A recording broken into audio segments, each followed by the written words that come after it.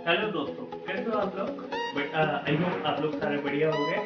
तो वीडियो शुरू करने से पहले जिन लोगों ने मेरे अभी चैनल को सब्सक्राइब नहीं करा है, जिन लोगों ने मेरे चैनल को लाइक नहीं करा है या बेल आइकन प्रेस नहीं करी है, तो सबसे पहले मेरे चैनल को सब्सक्राइब करें, लाइक करें और बेल आइकन भी प्रेस करें। वीडियो शुरू करने से पहले मैं आप लोगों से कुछ बात कहना चाहता हूँ कि जिन लोगों ने मेरी पहली वाली वीडियो देखी, व्हाट इज कंप्यूटर, कंप्यूटर क्या है, कंप्यूटर का पूरा ओवरव्यू, कंप्यूटर की शुरुआत कैसे हुई, कंप्यूटर को किसने बनाया, अगर आप लोगों ने इस वीडियो को देखा तो आप लोग मुझे कमेंट बॉक्स में कमेंट करके बताएं कि वो वीडियो कैसी लगी। और जिन लोगों ने अभी तक मेरे चैनल को सब्सक्राइब नहीं करा तो सबसे पहला काम ये है कि मेरे चैनल को सब्सक्राइब करें ताकि मैं अच्छी अच्छी वीडियो आप लोग के लिए डेली बनाता रहूँ। आज मैं बिना लेट और ज़्यादा टाइम को वेस्ट न करते हुए मैं डायरेक्ट अपने टॉपिक पे आता हूँ। आज मैं आप लोगों को बताने वाला हूँ जनरेशन ऑफ कंप्यूटर, मतलब कंप्यूटर की पीढ़ियाँ।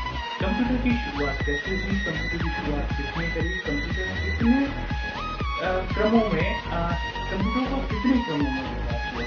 तो सबसे पहले कंप्यूटर की पीढ़ियाँ होती क्या है, इनको समझने से पहले हम एक सिंपल से एग्जाम्पल से समझते हैं कि कंप्यूटर का विकास कैसे हुआ।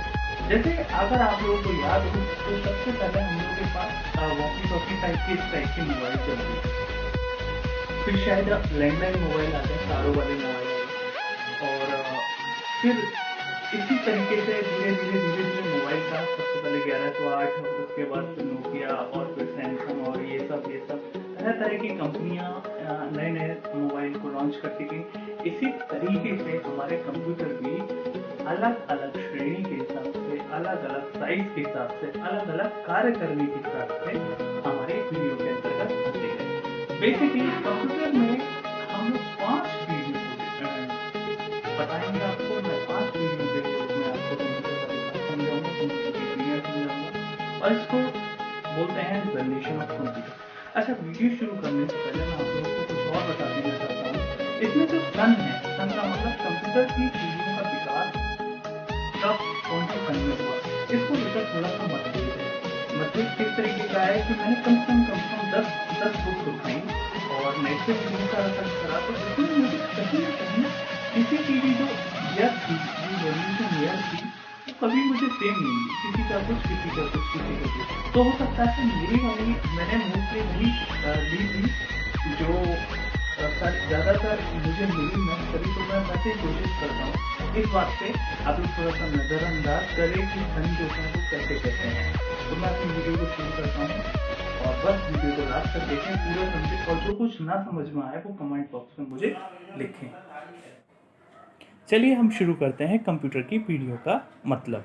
कंप्यूटर की पीढ़ियाँ पढ़ाने से पहले मैं आपको बताना चाहता हूँ कि हमें केवल 2 बातों का याद रखना है कंप्यूटर की पीढ़ियों में, मीन्स जनरेशन ऑफ कंप्यूटर में। पहली चीज़ कौन सी है? पहली चीज़ ये कि हर टाइप के जनरेशन का कंप्यूटर किस चीज़ से बना है और उसके कौन कौन से उदाहरण हैं। बेसिकली सारे एग्ज़ाम में यही क्वेश्चन आते हैं कि इस जनरेशन का कंप्यूटर या प्रथम पीढ़ी का कंप्यूटर किस चीज़ का बना था, या द्वितीय पीढ़ी का कंप्यूटर किस चीज़ से बना था और उसके कौन कौन से एग्जाम्पल हैं। तो सन 1946 से इसकी शुरुआत हुई थी। सन 1946 में पहले कंप्यूटर का विकास होना शुरू हुआ था। तो मैं आपको धीरे धीरे आगे बढ़ता हूँ। सबसे पहले मैं आपको बता दूं कि जो कंप्यूटर का जो विकास का क्रम है, हमने उसको 5 पीढ़ियों के अंदर रखा है। किसी किसी बुक में 6 मिलेंगी, किसी किसी बुक में 4 मिलेंगी, लेकिन मैं आपको एक सिस्टमेटिक तरीके से पढ़ाऊंगा और मैं आपको बताऊंगा कि सबसे पहले जो हमारी जो कंप्यूटर की पीढ़ियाँ हैं वो 1946 से शुरू हुई थी और इसको हमने 5 पीढ़ियों के क्रम में बांटा है। तो सबसे पहले मैं आपको कंप्यूटर की प्रथम पीढ़ी के बारे में बताता हूँ, the first generation of computer, जो सन 1946 से 1956 के बीच में रही। मीन्स इस सन का मतलब क्या हुआ? इस सन का मतलब ये हुआ कि सन 1946 से इसकी शुरुआत हुई और सन 1956 तक हम लोगों ने इसका जो कार्यकाल है वो हमने प्रथम पीढ़ी का कंप्यूटर कहा। प्रथम पीढ़ी के कंप्यूटर की शुरुआत सन 1946 में हुई। 2 वैज्ञानिक थे। कितने वैज्ञानिक? 2। कौन कौन से? एकर्ट और मुचली। एकर्ट और मुचली, इन दोनों वैज्ञानिक ने सबसे पहले एक कंप्यूटर का निर्माण करा। उस कंप्यूटर का निर्माण जो करा उसका उन्होंने कंप्यूटर का नाम रखा। उस कंप्यूटर का नाम है एनिक, ENIAC। बच्चों, इसकी फुल फॉर्म है electronic numerical integrator and computer. तो सबसे पहले आपको ये याद रखना है कि प्रथम पीढ़ी का जो कंप्यूटर था, जो सबसे पहला कंप्यूटर था, वो क्या था? वो एनिक था। और कौन दो वैज्ञानिक ने मिलकर बनाया था इसको? इसको एकार्ट और मुचली, इन दोनों ने इसको बनाया था। अच्छा, और जैसे मैं आपको बताया कि हर एक जनरेशन का कंप्यूटर किसी एक चीज़ से बना है, तो प्रथम पीढ़ी का कंप्यूटर जो बना है वो वैक्यूम ट्यूब से बना है। इसमें लिखा हुआ है, आपके साइड में आ रहा होगा, आप पढ़ लीजिए कि वैक्यूम ट्यूब का प्रयोग किया जाता है। और इस पीढ़ी में एनिक के अलावा और भी कई कंप्यूटर बने। एनिक बना था, और हाँ, प्रथम पीढ़ी का कंप्यूटर बनाने में इतना टाइम लगा और इतना बड़ा कंप्यूटर था कि आपका बहुत बड़ा एक कमरा, मेरा कमरा तो छोटा है, आपका बहुत बड़ा कमरा पूरा का पूरा इस कंप्यूटर से घिर जाता। कौन कौन से और एग्जाम्पल हैं? एडसेक है, एडवैक है, यूनिवैक है, यूनिवैक वन है। लेकिन जो पहला था वो कौन था? एनिक था। एनिक की फुल फॉर्म भी आप याद रख लीजिए, और आप ये भी याद रख लीजिए कि कौन कौन से कंप्यूटर के, प्रथम जनरेशन के कंप्यूटर के उदाहरण हैं। मैंने आपको बताया था आपको दो चीज़ याद रखनी है, तो जल्दी से बताइए कि फर्स्ट जनरेशन का जो कंप्यूटर था वो किसका बना हुआ था? वैक्यूम ट्यूब का। और कौन कौन से एग्जाम्पल हैं? एडसेक है, एनिक है, एडवैक है, यूनिवैक फर्स्ट है। मैं आगे बढ़ता हूँ और आपको बताता हूँ कि जो प्रथम पीढ़ी का जो कंप्यूटर था वो बहुत बड़ा था। कैसा था? आकार में बहुत बड़ा था, और इनकी स्पीड बहुत स्लो थी। इतनी स्पीड स्लो थी कि काम करने वाला इंसान भी इससे बोर हो जाता था। और मेमोरी भी कम होती थी, ज़्यादा ये स्टोर नहीं कर पाते थे। कंप्यूटर में डाटा को स्टोर करके नहीं रखा जाता था, और साथ के साथ जब इतने बड़े थे तो बहुत महंगे भी थे, आम इंसान इनको ले ही नहीं पाता था। ये जो है बहुत बड़ा था, बड़े होने के साथ साथ इलेक्ट्रिसिटी भी ज़्यादा लेता था और हीट भी ज़्यादा देता था। अगर तुम लोगों को पता हो, साइंस के बच्चे हो, तो तुम लोगों को पता होगा कि जितने भी इलेक्ट्रॉनिक आइटम होते हैं उनमें से एक CFCS गैस रिलीज होती है, क्लोरोफ्लोरोकार्बन, जो हम लोगों के लिए बहुत ही हानिकारक होती है। अब जब पहला जनरेशन का कंप्यूटर, देखो साइड में पिक्चर आ रही होगी, आप देखिए, एक कमरे के बराबर था, इतना बड़ा था, तो उसमें से CFCS गैस बहुत ज़्यादा मात्रा में रिलीज़ होगी, और जब इतना बड़ा था तो वो हीट भी बहुत ज़्यादा लेता था। तो आपने प्रथम पीढ़ी का जो कंप्यूटर था उनके बारे में क्या क्या पढ़ा? पहली चीज़ कि फर्स्ट जनरेशन का जो कंप्यूटर था उसकी जो सन थी वो 1946 से 1956 के बीच में थी, और प्रथम पीढ़ी का कंप्यूटर जो था वो वैक्यूम ट्यूब का बना हुआ था। दूसरी चीज़, वो पंच कार्ड पर आधारित था, पंच कार्ड का पर आधारित था, और उसके लिए जो भी डाटा स्टोर होता था वो बहुत ही कम मात्रा में डाटा स्टोर होता था, और उसके लिए मैग्नेटिक ड्रम का प्रयोग किया जाता था। बहुत ही नाजुक होते थे, नाजुक का मतलब कभी सही चल गए, कभी नहीं चले, कभी एकदम अटक गए, उस टाइप का था, और कम विश्वसनीय रहता था, यानी उस पर हम ज़्यादा विश्वास नहीं कर सकते थे। जैसे कभी हमारी पुरानी कार होती है तो हम उस पर कम विश्वास करते हैं, इसी तरीके से जो प्रथम पीढ़ी का कंप्यूटर था दोस्तों, वो भी कम विश्वसनीय था, और उसको ठंडा करने के लिए बहुत सारे एयर कंडीशनर हम लोग लगाने पड़ते थे ताकि ज़्यादा हीट वो ना करे। और इसमें असेंबली लैंग्वेज और मशीनरी लेवल लैंग्वेज का यूज़ हुआ करता था। देखिए, कंप्यूटर केवल एक ही भाषा को समझ सकता है, वो कौन सी है? मशीनी भाषा। वो कौन सी है? मशीनी भाषा। मशीनी भाषा 0 और 1 का कॉम्बिनेशन होता है। मशीनी भाषा कैसा होता है? 0 और 1 का कॉम्बिनेशन होता है। तो आई होप आपको फर्स्ट जनरेशन ऑफ कंप्यूटर समझ में आ गई होगी। हम अब बढ़ते हैं कंप्यूटर की दूसरी पीढ़ी, यानी second generation of computer. Video शुरू करने से पहले मैंने आप लोगों को बता दिया था कि हमें कंप्यूटर जनरेशन कितनी पीढ़ियाँ पढ़नी है, हमें 5 पीढ़ियाँ पढ़नी है। हमने अभी आपको पहली पीढ़ी पढ़ाई। पहली पीढ़ी में मैंने आपको ये पढ़ाया कि पहली जनरेशन का कंप्यूटर जो था वो वैक्यूम ट्यूब का बना हुआ था, बहुत बड़ा था, उसको चलाने के लिए बहुत अधिक मात्रा में इलेक्ट्रिसिटी चाहिए होती थी, बहुत ज़्यादा हीट प्रोड्यूस करता था, और दूसरी चीज़ वो कम विश्वसनीय था, उसकी गति कैसी थी? बहुत कम थी। अब जब कोई चीज़ किसी चीज़ को रिप्लेस करके आती है तो थोड़ी सी अच्छी आती है। अब हम बात करते हैं दूसरी पीढ़ी के कंप्यूटर की। तो जो दूसरी पीढ़ी का कंप्यूटर था वो सन 1956 से सन 1964 के बीच में आया। सन भी आप लोग याद रख लीजिए, कहीं आप लोग नोट कर लीजिए। सेकेंड जनरेशन ऑफ कंप्यूटर थी वो सन 1956 से 1964 के बीच में आई। और प्रथम पीढ़ी के बाद 1956 में कंप्यूटर की द्वितीय पीढ़ी की शुरुआत किससे हुई? वैक्यूम ट्यूब से नहीं हुई, उसकी शुरुआत हुई ट्रांजिस्टर से। देखिए ट्रांजिस्टर का भी फोटो आ रहा होगा साइड में, आप लोग देख लीजिए ट्रांजिस्टर कैसा होता है। पहला वैक्यूम ट्यूब था, वैक्यूम ट्यूब बहुत बड़ा था, उसकी जगह रिप्लेस करके कौन सा आया? ट्रांजिस्टर आया। ट्रांजिस्टर जो है वो किसने बनाया? वो बनाया विलियम शॉकले ने। आप लोग याद रख लीजिए, ट्रांजिस्टर किसने बनाया? विलियम शॉकले ने बनाया। उसके बाद उन्होंने क्या काम करा? वैक्यूम ट्यूब को रिप्लेस कर दिया। किसने? जो द्वितीय पीढ़ी के कंप्यूटर जिन लोगों ने बनाए थे, उनने क्या काम करा? उन्होंने वैक्यूम ट्यूब को रिप्लेस कर दिया। किससे? ट्रांजिस्टर से। जब ट्रांजिस्टर से रिप्लेस करा तो इससे क्या फ़ायदा हुआ कि जो कंप्यूटर का साइज़ था, जो सेकंड जनरेशन कंप्यूटर का साइज़ था, वो पहले जनरेशन के कंप्यूटर के मुकाबले छोटा हो गया, और उसके बाद उसको चलाने के लिए ज़्यादा इलेक्ट्रिसिटी की भी ज़रूरत नहीं पड़ती थी और कम हीट निकालता था, और पहली जनरेशन के मुकाबले कुछ अधिक विश्वसनीय हो गया और थोड़ी सी गति भी उसकी बढ़ गई। देखिए ये सेकंड जनरेशन का कंप्यूटर का फ़ोटो है। इस फोटो में देख रहे होंगे कि जो पहली जनरेशन का कंप्यूटर था उससे थोड़ा सा साइज़ इसका कैसा हो गया? कम हो गया। कौन कौन से इसके मुख्य लक्षण थे? सबसे पहली चीज़, हमें कौन कौन सी बातें याद रखना है कि हमने सेकंड जनरेशन के कंप्यूटर में क्या काम करा? वैक्यूम ट्यूब को रिड्यूस कर दिया, और वैक्यूम ट्यूब को रिड्यूस करके हम क्या चीज़ ले आए? बोलो, ट्रांजिस्टर लेकर आए। उसके बाद उसके मुकाबले छोटे थे और ऊर्जा भी कम लेते थे। ऊर्जा कम लेने का मतलब लाइट भी कम लेते थे, थोड़े से तेज़ थे और विश्वसनीय थे। दूसरी चीज़, कम खर्चीले थे।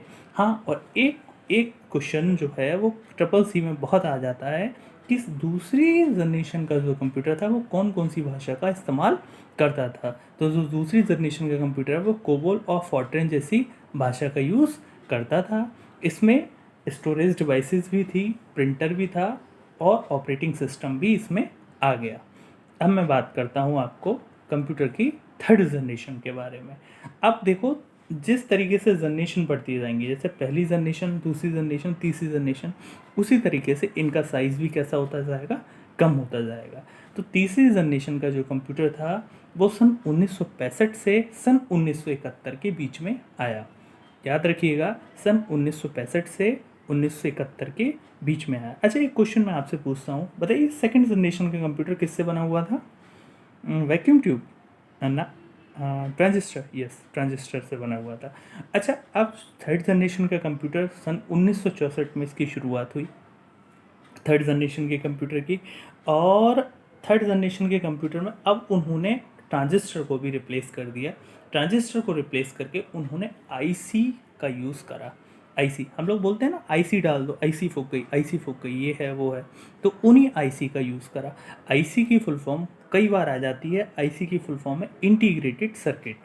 आईसी की फुल फॉर्म क्या है? Integrated circuit.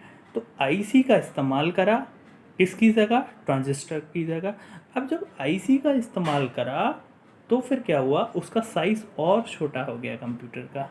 तो दोस्तों, जैसे मैंने तुम्हें बताया था, मोबाइल फ़ोन का एग्जांपल दिया था, पहले फ़ोन बहुत बड़े थे, पूरे तार वार वाले थे, धीरे धीरे उसका साइज़ भी कम होता गया। इसी तरीके से थर्ड जनरेशन के कंप्यूटर का भी साइज़ कैसा हो गया? कम हो गया। और आईसी को हिंदी में बोलते हैं एकीकृत सर्किट, या फिर इंग्लिश में बोलते हैं इसको इंटीग्रेटेड सर्किट। आईसी जो है वो जैक किल्बी ने बनाई। आईसी किसने बनाई? जैक किल्बी ने बनाई। इस कंप्यूटर की पीढ़ी के जो कुछ एग्जांपल हैं वो आपकी स्क्रीन पर शो हो रहे होंगे। ICL 1900, यूनिवैक 1108 और सिस्टम 1360 इसके प्रमुख एग्जाम्पल थे। अब मैं आपको कुछ और चीज़ बताता हूँ। इसके साथ साथ देखो, साइज़ तो कम हो गई क्योंकि सबसे पहले हम लोग वैक्यूम ट्यूब यूज़ कर रहे थे, वो बहुत बड़ा था, उसका फ़ोटो देखा था आपने।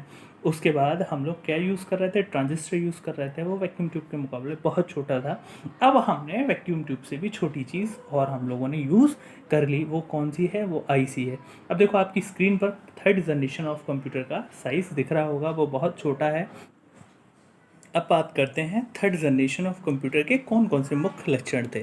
तो जैसे मैंने पहले बताया कि फर्स्ट जनरेशन ऑफ कंप्यूटर में बहुत बड़े वैक्यूम ट्यूब लगे हुए थे, उसके बाद उसको रिड्यूस करके ट्रांजिस्टर आए, ट्रांजिस्टर को रिड्यूस करके कौन आया? थर्ड जनरेशन में आईसी आई। जब ये सारी चीज़ों को रिड्यूस करते हुए आईसी आई यानी इंटीग्रेटेड सर्किट आया तो साइज़ तो कम होना ही है। तो जो आईसी का उपयोग हुआ, उन्होंने क्या काम करा, फर्स्ट जनरेशन और सेकंड जनरेशन के मुकाबले कंप्यूटर के साइज़ को रिड्यूस करा और कम वजन वाला बनाया। पहले बहुत बड़े बड़े थे, पहले बहुत बड़ा था, फर्स्ट जनरेशन का तो एक कमरे के बराबर था, सेकंड जनरेशन का उससे कम था। तो इनमें साइज़ के हिसाब से ये लोग बहुत बड़े भी थे। तो इनको कैसे कर दिया, आईसी ने इसको रिड्यूस कर दिया। और दूसरी चीज़, अधिक विश्वसनीय। कैसे? अधिक विश्वसनीय। इन पे इनका विश्वास, हम लोगों पे इस टाइप के जो कंप्यूटर सिस्टम थे, जो थर्ड जनरेशन के कंप्यूटर थे, उस पर विश्वास ज़्यादा हो गया। दूसरी चीज़, पोर्टेबल एवं आसान रखरखाव। पोर्टेबल का मतलब इसको आसानी से एक जगह से दूसरी जगह उठाकर हम लोग रख सकते थे।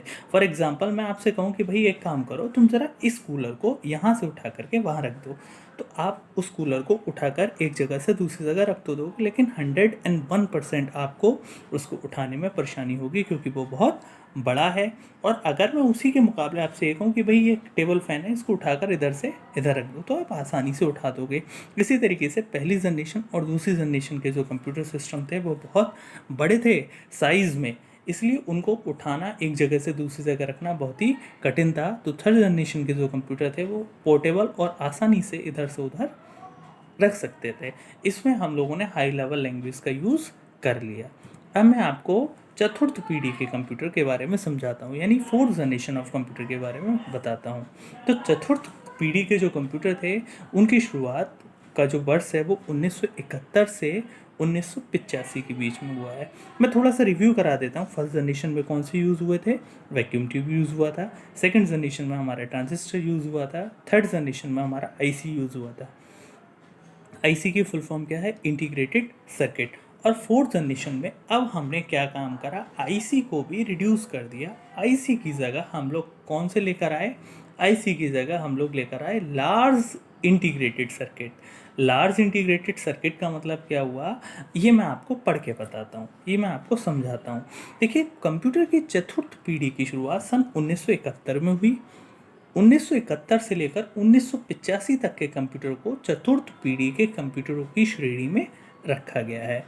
इस पीढ़ी में आईसी को और अधिक विकसित किया गया, यानी आईसी जो आईसी थी, इंटीग्रेटेड सर्किट थी, जो हमने थर्ड जनरेशन के कंप्यूटर में रखी थी, उसको हमने और अधिक विकसित करा। और उसको विकसित करने का मतलब उसको विशाल और करके, बढ़ा करके, उसको लार्ज इंटीग्रेटेड सर्किट के नाम से जाना गया। एक इंटीग्रेटेड सर्किट लगभग 3 लाख ट्रांजिस्टरों के बराबर कार्य कर सकता था। अब बताइए, एक ही सर्किट जो लार्ज इंटीग्रेटेड सर्किट था, वो 3 लाख ट्रांजिस्टर के बराबर कार्य कर सकता था। मीन्स अगर हमने एक लार्ज सर्किट लगा दिया, लार्ज आईसी लगा दी, तो फिर समझो 3000 जो हमारे ट्रांजिस्टर थे वो रिड्यूस हो गए। इसका मतलब क्या हुआ? इसका मतलब ये हुआ कि हमारा कंप्यूटर का साइज़ बहुत ही छोटा हो गया। और दूसरी चीज़, यह आविष्कार पूरी सीपीयू की छोटी सी चिप में आ गई। जो छोटी सी चिप है, उस चिप को क्या कहते हैं? उस चिप को माइक्रो प्रोसेसर कहते हैं। और ऐसे कंप्यूटर को माइक्रो कंप्यूटर कहते हैं, जो आपकी स्क्रीन पर दिखाई दे रहा है। तो ये आप समझ गए होंगे कि देखो कंप्यूटर का साइज़ कितना छोटा हो गया। और चतुर्थ पीढ़ी के कंप्यूटर के आने से हमारे समाज में एक नई क्रांति आ गई। क्यों? क्योंकि एक तो आकार इसका छोटा हो गया, प्लस बहुत सस्ते हो गए, हर कोई इसको खरीदने लग गया, और इसका रख रखाव भी बहुत आसान हो गया। इसको एक जगह से दूसरी जगह हम लोग आराम से उठा सकते हैं, आम जनता भी इसको खरीद सकती है। तो आई होप आपको फोर्थ जनरेशन का कंप्यूटर भी समझ में आ गया होगा। इसके कौन कौन से लक्षण हैं वो भी मैं आपको समझा देता हूँ। पहला है, ये BLSI के बेस्ड है, यानी वेरी लार्ज स्केल इंटीग्रेशन। जैसे मैंने बताया कि एक BLSI यानी एक चिप जो है वो 3 लाख ट्रांजिस्टर के बराबर थी, है ना। और आकार में बहुत कम है इसका साइज़, साधारण आदमी भी इसको खरीद सकता है क्योंकि बहुत सस्ते हैं। आजकल हम लोग भी तो खरीद रहे हैं, वो फोर्थ जनरेशन के ही कंप्यूटर हैं। उसके बाद अधिक प्रभावशाली हैं, विश्वसनीय हैं और अद्भुत गतिमान। अद्भुत गतिमान का मतलब बहुत ज़्यादा हमारी सोच से भी फास्ट हैं। उसके बाद अधिक मेमोरी क्षमता, स्टोरेज करने की इनकी कैपेसिटी कैसी है? बहुत ज़्यादा है। प्लस इसके अंतर्गत हम लोगों ने बहुत टाइप के अलग अलग प्रकार के नेटवर्कों को भी एस्टेब्लिश कर लिया है। अब मैं आपको बिल्कुल आखिरी और लास्ट पढ़ाता हूँ 5th जनरेशन ऑफ कंप्यूटर यानी कंप्यूटर की 5वीं पीढ़ी। इसमें से क्वेश्चन बहुत आते हैं, मोस्टली 2 ही तरह के क्वेश्चन आते हैं कि 5th जनरेशन ऑफ कंप्यूटर जो है वो किसके बेस्ड है, यानी किसके द्वारा वो बनी हुई है या फिर किस पे वो आधारित है। तो मैं ये बता दूं, ये सन 1985 से अब तक चल रही है, अभी इसका फिनिश नहीं हुआ है। अभी भी वैज्ञानिक इस पर काम कर रहे हैं, इंजीनियर इस पे काम कर रहे हैं, लगातार सफलता हासिल कर रहे हैं। ये जो है ये आर्टिफिशियल इंटेलिजेंस के बेस्ड है। ये किसके बेस्ड है? आर्टिफिशियल इंटेलिजेंस के बेस्ड है, यानी कृत्रिम बुद्धिमत्ता के बेस्ड है। जैसे रोबोटिक्स, रोबोट आप देख रहे हो, आपने ये सुना कि रोबोट ने एक दिल्ली में ऑपरेशन करा, आपने सुना होगा, या फिर आपने ये भी देखा होगा रोबोट आजकल बहुत सारे काम कर रहे हैं। तो वो जो काम कर रहे हैं यानी उनमें कहीं ना कहीं आर्टिफिशियल इंटेलिजेंस वाला कंप्यूटर काम कर रहा है।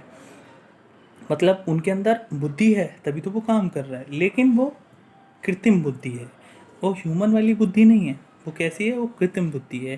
तो इस पीढ़ी के कंप्यूटर जो भी हैं वो 1985 से अब तक शुरू हुए हैं और आर्टिफिशियल इंटेलिजेंस के बेस्ड हैं। तो ये हमारा 5वीं पीढ़ी का कंप्यूटर है और अभी भी वर्तमान में भी इसमें काम जारी है।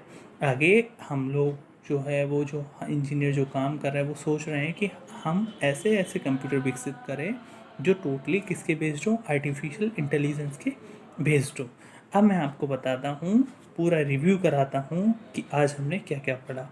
आज हमने पढ़ा कंप्यूटर की पीढ़ियाँ। कंप्यूटर की पीढ़ियाँ किसे कहते हैं? दूसरी चीज़, कंप्यूटर की पीढ़ियों को कितने भागों में बांटा गया है? कंप्यूटर की पीढ़ियों को 5 भागों में बांटा गया है। मैंने आपको बताया था कंप्यूटर की पीढ़ियों को कितने भागों में बांटा गया है? 5 भागों में बांटा गया है। पहली पीढ़ी का जो कंप्यूटर था वो सन 1946 से 1956 के बीच में आया। पहली पीढ़ी का जो कंप्यूटर था वो वैक्यूम ट्यूब से बना हुआ था। साइज़ बहुत बड़ा था क्योंकि वैक्यूम ट्यूब भी बहुत बड़ा हुआ है, आपने देख लिया होगा वैक्यूम ट्यूब का फ़ोटो।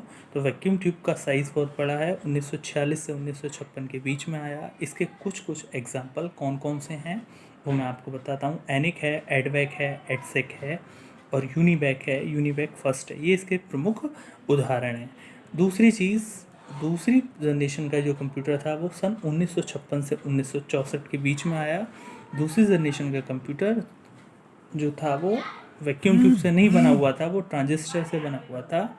और ट्रांजिस्टर का जब यूज़ हुआ तो जो पहला जनरेशन का कंप्यूटर था उसका साइज़ से वो छोटा हुआ, क्योंकि पहली जनरेशन का कंप्यूटर तो पूरा एक कमरे के बराबर था। दूसरी जनरेशन का कंप्यूटर पहली जनरेशन के कंप्यूटर से छोटा था। तीसरी जनरेशन का कंप्यूटर जो था वो किसका बना हुआ था? वो आईसी का बना हुआ था और सन 1965 से 1971 के बीच में आया। अच्छा, मैं आपसे कुछ क्वेश्चंस